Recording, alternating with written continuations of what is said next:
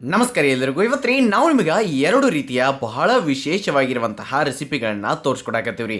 ಎರಡು ಆರೋಗ್ಯಕರವಾಗಿರುವಂತಹ ರೆಸಿಪಿಗಳು ರೀ, ಸುಲಭವಾಗಿ ಮಾಡ್ಬೋದಂಥ ರೆಸಿಪಿಗಳು ರೀ. ಹಳ್ಳಿ ಮಂದಿ ಇನ್ನತನ ಬಹಳ ಪ್ರೀತಿಯಿಂದ ಮಾಡುವಂಥ ರೆಸಿಪಿಗಳು ರೀ.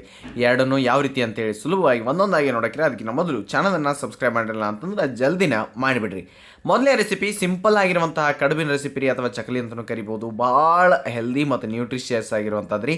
ಹೆಂಗೆ ಮಾಡೋದು ಅಂಥೇಳಿ ನೋಡೋದಾದ್ರೆ ಮೊದಲಿಗೆ ಏನು ಮಾಡಿರಿ ಅಂತಂದ್ರೆ 1-2 ಟೇಬಲ್ ಸ್ಪೂನಷ್ಟು ಕಡಲೆಬೇಳೆ, ಹಾಗೆ ತೊಗರಿಬೇಳೆ 1 ಟೇಬಲ್ ಸ್ಪೂನ್ ತೊಗೊಂಡು ನಡಿತೈತೆ ರೀ. ಆಮೇಲೆ ಕೆಂಪು ಬೇಳೆ ಅಥವಾ ಚೆನ್ನಾಗಿ ಬೇಳೆ, ಆಮೇಲೆ ನೆಕ್ಸ್ಟ್ ಏನು ಮಾಡಿರಿ ಅದ್ರಾಗ ಹೆಸರು ಬೇಳೆಯನ್ನು ತೊಗೊರಿ, ಗೊತ್ತಾತಿರಲ್ಲ. ಈ ರೀತಿಯಾಗಿ ಎಲ್ಲ ಬೇಳೆಗಳನ್ನ ನೀವು ತೊಗೊಂಡು ಆಮೇಲೆ ಅದಕ್ಕೆ ನೀರನ್ನು ಹಾಕಿ ಚೆನ್ನಾಗಿ ವಾಶ್ ಮಾಡ್ಕೊಂಡು ತೊಗೊಂಬಂದು ಆದ್ಮೇಲೆ ನೀರು ಹಾಕಿ ಸ್ವಲ್ಪ ಹೊತ್ತು ನೆನೆಯಾಕ ಬಿಡ್ರಿ.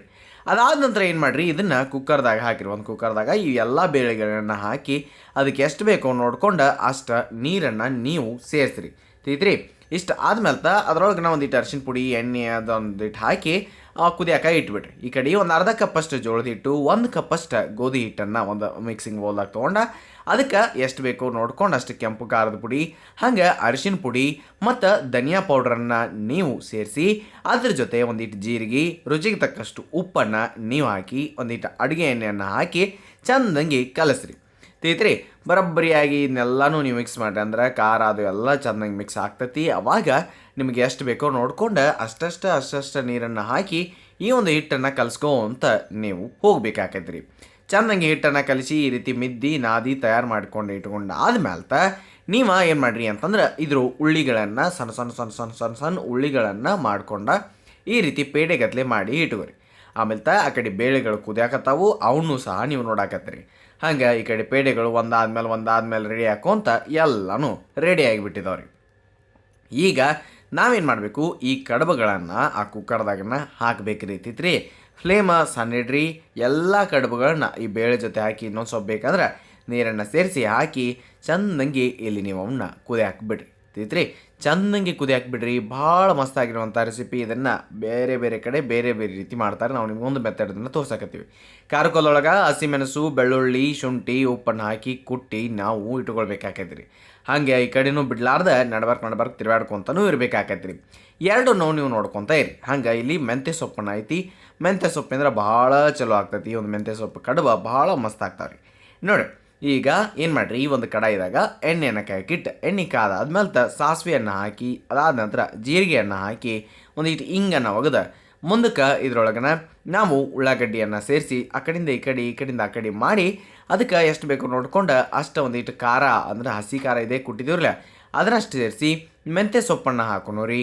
ಹಾಕಿ ಚೆಂದಂಗೆ ಒಂದಿಟ್ಟು ಅದನ್ನು ತಾಳ್ಸೋಣರಿ. ಅಂದ್ರೆ ಆ ಕಡೆಯಿಂದ ಈ ಕಡೆಯಿಂದ ಆ ಕಡೆ ತಿರುಗಾಡ್ಕೊತ ಇದ್ರಿ ಅಂತಂದ್ರೆ ಮೆಂತ್ಯ ಸೊಪ್ಪು ಸ್ವಲ್ಪ ಕರಗ್ತತಿ.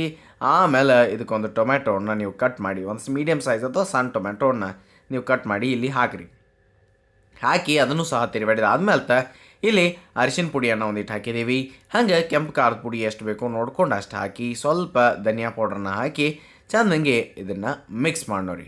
ಪದ್ದಸರಿಯಾಗಿ ಮಿಕ್ಸ್ ಮಾಡೋಣ ಚೆಂದಂಗೆ ಅಂತ ಅಷ್ಟೇ ಅಲ್ರಿ. ಆಮೇಲೆ ಕುದಿಸಿದಂತಹ ಬೇಳೆ ಆಮೇಲೆ ಕಡುಬು ಏನಿದ್ರಲ್ಲ ಅದನ್ನು ಈ ಕಡಾಯಿದಾಗ ಹಾಕಿ ಚೆಂದಂಗೆ ನೀವು ಅಂತ ಹೋಗ್ಬೇಕ್ರಿ. ಅಂದ್ರೆ ಎಲ್ಲನೂ ಮಿಕ್ಸ್ ಆಗ್ಬೇಕ್ರಿ. ನೋಡಿರಿ, ಎಲ್ಲ ಥರ ಬೇಳೆಗಳದಾವು, ಆಮೇಲೆ ಕಡುಬು ಐತಿ, ಅದ್ರ ಜೊತೆ ಮತ್ತು ಮೆಂತ್ಯ ಸೊಪ್ಪು ಐತಿ. ಮಿಕ್ಸ್ ಮಾಡಿರಿ ಚೆಂದಂಗೆ.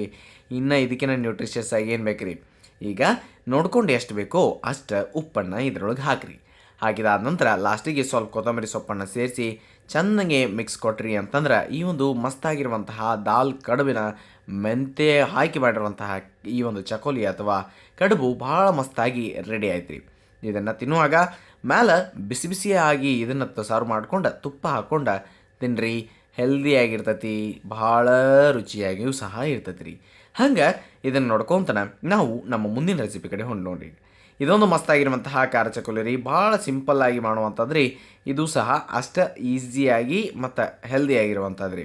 ನೋಡಿ ಹೆಂಗೆ ರೀ, ಒಂದು ಮಿಕ್ಸರ್ ಜಾರ್ದಾಗ ಬೆಳ್ಳುಳ್ಳಿ, ಹಸಿಮೆಣಸು, ಶುಂಠಿ, ಕೊತ್ತಂಬರಿ ಇದನ್ನೆಲ್ಲನೂ ಹಾಕಿ ಜೀರಿಗೆಯನ್ನು ಎಷ್ಟು ಬೇಕೋ ನೋಡ್ಕೊಂಡು ಅಷ್ಟು ಹಾಕಿ ಇದನ್ನು ಸ್ವಲ್ಪ ಗರ್ರ ಅಂಥೇಳಿ ಅನ್ಸ್ಕೊಂಡು ತೊಗೊಂಡು ಬರ್ರಿ.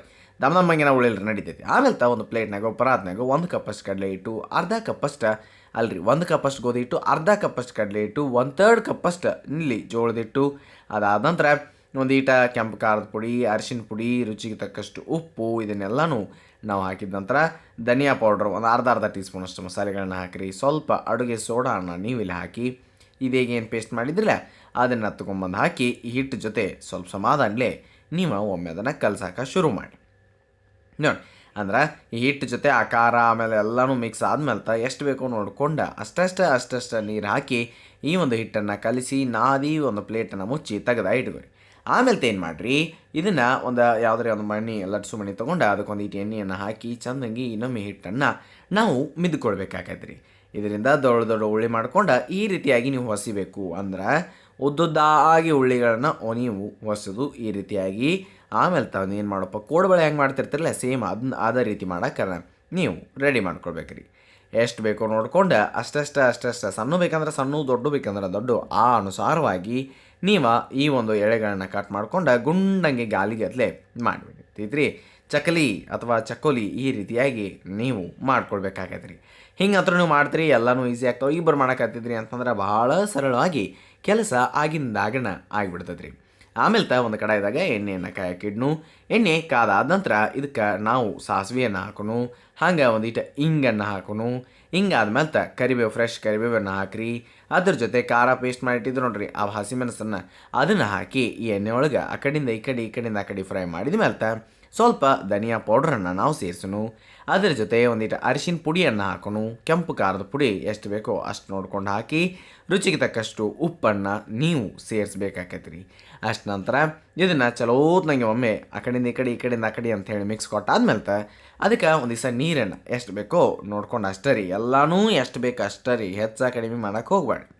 ಆಮೇಲೆ ಈ ನೀರನ್ನು ಹಾಕಿ ಒಂದು ಸ್ವಲ್ಪ ಹೊತ್ತು ನಾವು ಅದನ್ನು ಕುದಿಯಾಕ ಬಿಡ್ನು. ಈ ರೀತಿ ಕುದಿ ಬರಬೇಕಾಗತ್ತೆ ರೀ. ಕುದಿ ಬಂದ ಟೈಮ್ದಾಗ ನಾವು ಆಗಲೇ ಏನು ಚಕೋಲಿಗಳನ್ನ ಮಾಡಿಟ್ಟಿದ್ದೀವಿ ನೋಡ್ರಿ ಅಥವಾ ಈ ಬಳೆಗಳು ಇವನ್ನ ನೀವು ಎಲ್ಲನೂ ಆ ಕುದಿಯುವಂಥ ನೀರೊಳಗೆ ಹಾಕಿ ಸ್ವಲ್ಪ ಹೊತ್ತು ಕುದಿಯಾಕ ಬಿಡಬೇಕು. ಈಗ ನೋಡ್ಬೋದ್ರಿ ನೀವು ಚಂದಂಗಿನ್ನ ತಯಾರಾಗ್ತೈತಿ. ಇನ್ನೇನು ಬಾಳೋ ತಾನೇ ಏನೂ ಇಲ್ಲ ರೀ. ಅವಾಗವಾಗ ಸ್ವಲ್ಪ ಈ ರೀತಿ ಲಿಡ್ಡನ್ನು ಮುಚ್ಚಿರಿ, ತೆಗಿರಿ, ಮಿಕ್ಸ್ ಮಾಡಿರಿ, ಮತ್ತು ಮುಚ್ಚಿರಿ. ಹಿಂಗೆ ಮಾಡಿ ನೀವು ಚಂದಂಗೆ ಒಂದು ಸ್ವಲ್ಪ ಹೊತ್ತು ಕುದಿಸಿದಿರಿ ಅಂತಂದ್ರೆ ಭಾಳ ಚಲೋತ್ನಾಗಿರುವಂತಹ ಖಾರ ಚಕೋಲಿ ತಯಾರಾಗಿ ಬರ್ತದೆ ರೀ. ಎರಡೂ ಡಿಶ್ ನೀವು ಹಂಗೆ ಇದ್ರ ಜೊತೆ ಬೇರೆ ಏನೂ ತಿನ್ಬೇಕಂತ ಏನಿಲ್ಲ ರೀ, ಇಷ್ಟ ತಿನ್ನಿರಿ, ಭಾಳ ಮಸ್ತ್ ಅನಿಸ್ತೈತಿ. ಲಾಸ್ಟಿಗೆ ಇದಕ್ಕೂ ಸ್ವಲ್ಪ ಕೊತ್ತಂಬರಿ ಸೊಪ್ಪನ್ನು ನೀವು ಸೇರಿಸ್ಬೇಕಾಕತಿ.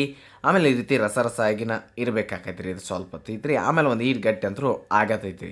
ಇದನ್ನು ಈ ರೀತಿಯಾಗಿ ನೀವು ಸ್ವಲ್ಪ ಮ್ಯಾಲೆ ನಿಂಬೆಹಣ್ಣಿನ ರಸ ಹಿಂಡಿ ಉಳ್ಳಾಗಡ್ಡಿ ತೊಗೊಂಡು ತಿನ್ನಕತ್ತಿದ್ರಿ ಅಂತಂದ್ರೆ ಇದು ಸಹ ಅಷ್ಟೇ ಮಸ್ತ್ ಅನಿಸ್ತೈತಿ ರೀ. ನಿಮಗೆ ಈ ಎರಡೂ ರೆಸಿಪಿ ತೋರಿಸಿದೇವ್ರಲ್ಲ ಅದ್ರೊಳಗೆ ಯಾವ್ದು ಇಷ್ಟ ಆಕೈತೋ ಅದನ್ನು ತಪ್ಪಲಾರ್ದ ಮಾಡಿರಿ. ಯಾಕಂತಂದ್ರೆ ಎರಡೂ ಅಷ್ಟೇ ಹೆಲ್ದಿ ಆಗಿದಾವು, ಆಮೇಲೆ ಟೇಸ್ಟಿಯಾಗಿ ಸಹ ಇರ್ತಾವೆ ರೀ. ಮತ್ತು ಯಾವ್ದು ಇಷ್ಟ ಆಯ್ತು ಅನ್ನೋದನ್ನು ಕಾಮೆಂಟ್ ಸೆಕ್ಷನ್ನಾಗ ಹೇಳೋದನ್ನು ಮರೆಯೋಕ್ಕೆ ಹೋಗಬೇಡ್ರಿ. ಹಂಗೆ ನಮ್ಮ ಚಾನಲನ್ನು ಸಬ್ಸ್ಕ್ರೈಬ್ ಮಾಡಿರಲಿಲ್ಲ ಅಂತಂದ್ರೆ ಮಾಡಿಬಿಡ್ರಿ ಅಂತ ಹೇಳ್ತಾ ನೆನಪಿರಲಿ, ಇದು ಸವಿರುಚಿಯ ಸೊಬಗು ಅನ್ನದಾತ ಸುಖೀಭವ. ಧನ್ಯವಾದಗಳು, ನಮಸ್ಕಾರ.